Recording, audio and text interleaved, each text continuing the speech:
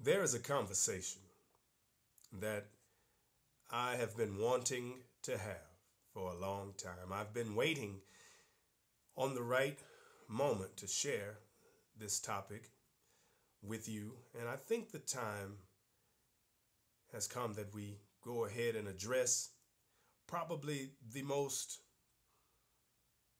mind boggling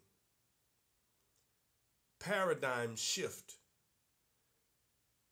that we've probably seen in recent years pertaining to relationships, more specifically marriage. I think we've shifted our perception of marriage and relationships in general, and I'm going to base it on a conversation that I overheard a young lady having the other day while I was out running errands. She was on her cell phone and she was telling someone on the other line that she said, now I wasn't eavesdropping or anything like that, but these days when people are on their cell phones, you can hear bits and pieces of the conversation when they are in earshot. And her statement was this to the other person. She said, I am not married, therefore I am not obligated to X, Y, and Z. Now, without having any more information about the young lady or her personal life, I just want to highlight the word obligated. The perception of marriage and or relationships that could head towards marriage. The word obligated or obligation does not have a place in a healthy marriage or in a healthy relationship, because you see, people are not obligated to do anything. It's not obligation, it's more so responsibility. So when a man tells a woman that he's not ready to be married, is he saying that he does not want to be responsible or take responsibility for anything beyond or anyone beyond himself? People have children and are not obligated to raise their own children. Let's move on. When I heard the young lady say that she's not obligated, it made me think, well, how many people feel that way about marriage? Do they see it as an obligation? People in this country are not obligated to go to work, not obligated to finish high school or to go to college. I don't know that there are very many obligations in the society that we have developed, particularly now when people are mostly concerned with self and self gratification, instant gratification. People say that relationships are difficult. And it's not a secret that raising children is not an easy task. Life in and of itself can be extremely difficult. I understand that. But just because something is difficult, does that necessarily cause you to look at things that are difficult as something that is also bad? There are things that are difficult, but they are difficult because it is necessary to build and to develop and to grow you into a better person, a more mature version of yourself. Education and getting an education can be difficult. Exercising regularly can be challenging to most people, but at the end of the day, if you invest enough time and effort and utilize a little patience, then you can just about prepare yourself to undergo what is probably a higher potential for the better things in life. You would have increased your odds of things turning out better for you in the long run if you invest enough time and effort in those things that we see as difficult or perceive as difficult, though they really are good. Life is good, but living in this life can be difficult. Sometimes it sounds like people are saying that they are in a war. You're saying that, Jay, it's rough out here in the real world, is what I've heard. And I agree with you. It is rough.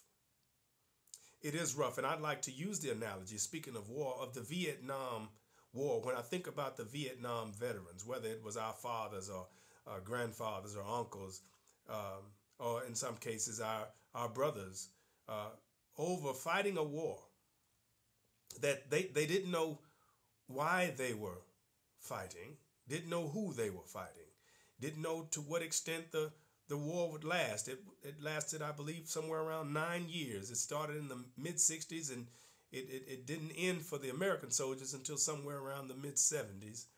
But my point is, the soldiers, when you listen to them talk about and give their recap of the Vietnam War, they couldn't identify the enemy. They didn't know why they were fighting.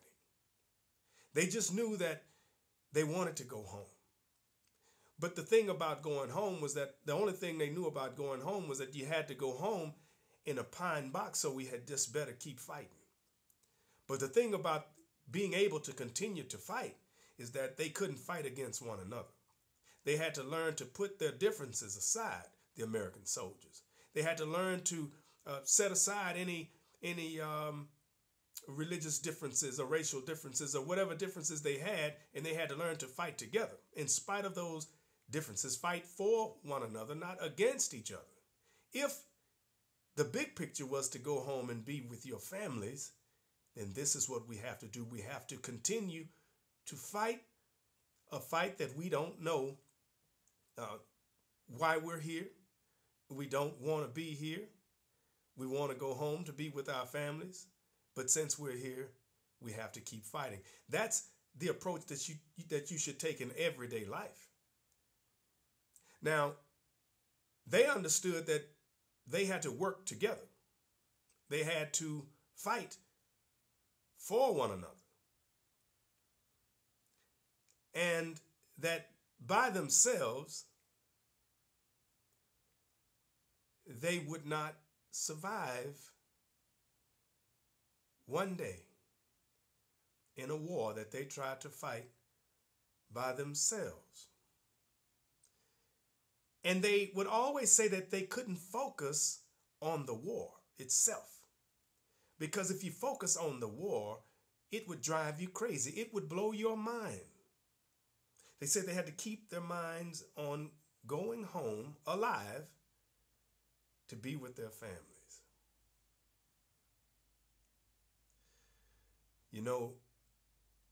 I'm pretty sure everyone is familiar with the phrase divide and conquer. It's a very subtle strategy. It was a military strategy used for many generations. Thousands of years ago, this strategy was used to cause civilizations to implode, to cause societies to become dismantled and disorganized, and to turn groups and people against one another. So when I hear sisters saying, I don't need a man, I think about the phrase divide and conquer. Now, sister, I know you went out and you got your degrees and you got you obtained this wonderful career. You don't need a man to buy your home. You bought your own home and you paid for your own car and all these things. And you can appeal to the man's nature. I understand that, but that's not the question. The man, yes, it's in his nature to desire you. As a man, you are irresistible to us. I get that part too. But I think where you're struggling is that you have lost the ability to appeal to his desire to nurture you. And when you're dealing with the day-to-day struggles of life that almost feels like you are in a war, then we all need not only proper nourishment, we need proper nurturing. And we can't win this battle on our own. You can't nurture yourself. You can't win this battle all by yourself. But it appears that you've adopted this "I don't need a man" philosophy. No, not to pay bills. No, not to feed you and things like that. But when will you allow him to nurture you? Those things that you cannot provide for yourself. It is in his nature to desire to be with you, but he also has another desire, and that is to nurture you. But are you causing him to turn off that desire when you say, and when you carry yourself, and when you promote the philosophy that "I don't need a man to do anything for me"? Though relationships are difficult, they're good. I'm talking about healthy relationships. I'm talking about healthy marriages. It's not easy. It requires a lot on both sides. But at the end of the day, it is worth the investment, because you will develop the sense of family, and you would have overwritten that venomous,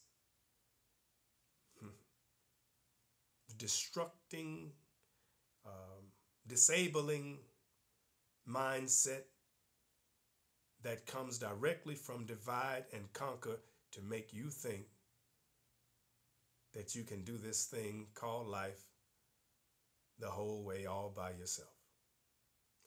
I think it's going to require some more time to get into the subject, but we have to learn to put our differences aside, and we have to learn to fight together as a unit for one another.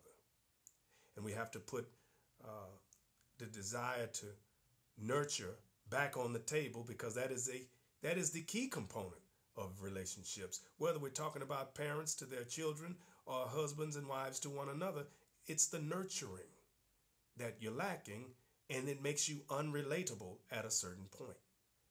And so you repel a lot of good brothers with the attitude that you don't need a man.